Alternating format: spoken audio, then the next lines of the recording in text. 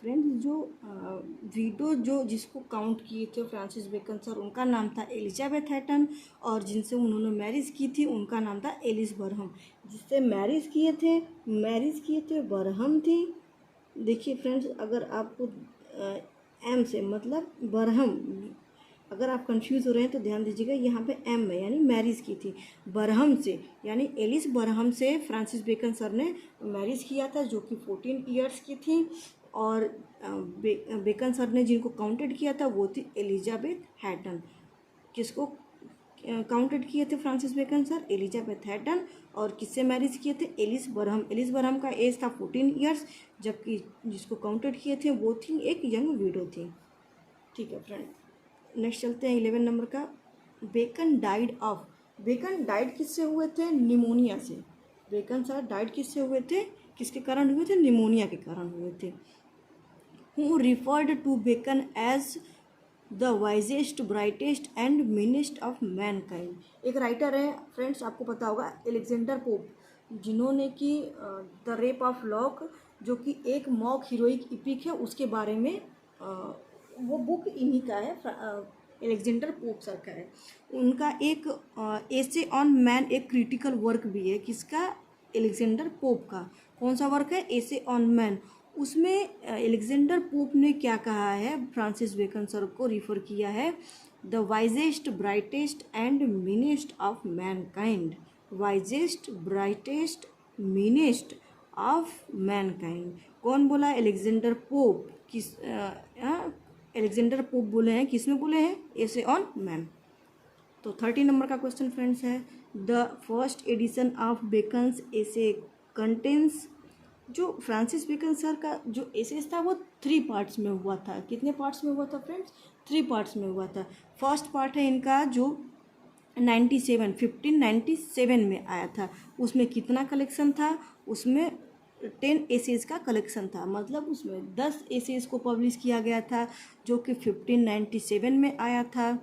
1597 में आया था। उसमें उनका एक सबसे पहला और सबसे इम्पॉर्टेंट वर्क जो था वो कौन सा था? Of study. कौन सा था फ्रेंड्स? Of study.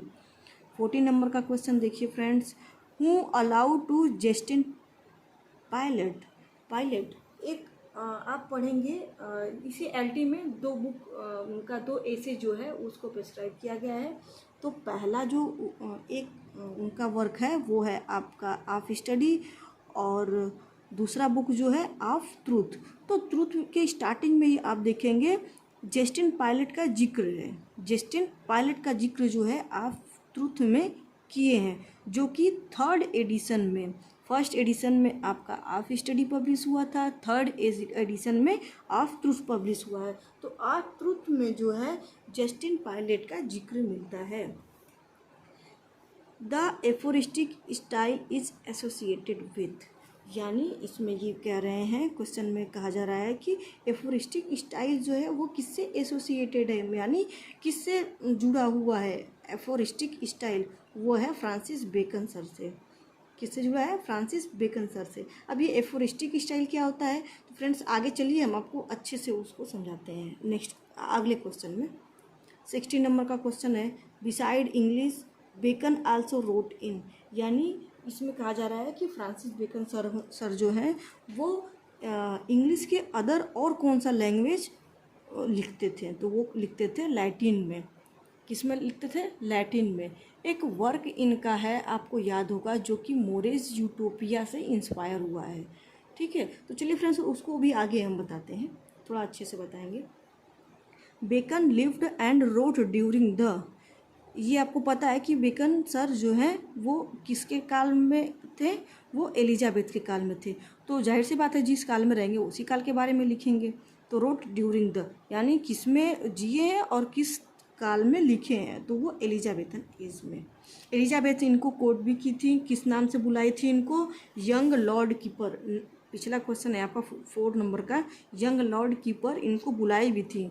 और इनके बुद्धिमत्ता से इम्प्रेस होकर के जब ये कैम्ब्रिज में मिली थी बेकन सर से, तो इनकी बुद्धिमत्ता से इम्प्रेस होकर के यंग लॉर्ड कीपर के नाम से इनको बुलाई थी।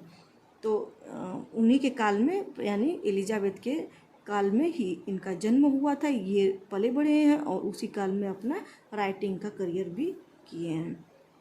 Who exercise the greatest influence who exercised the greatest influence on Bacon's philosophy of life। अब इसमें पूछा जा रहा है कि जो बेकन सर हैं किससे इंस्पायर हुए थे, यानी किसकी एक्सरसाइज को पढ़ करके ये इंस्पायर हुए थे, तो वो हुए थे Michael day Machiavelli. Michael day Machiavelli कौन है? माइकल डे मैकियावेली वो है जो कि फादर ऑफ एसेज कहे जाते हैं। क्या कहे जाते हैं? Michael Machiavelli father of essays.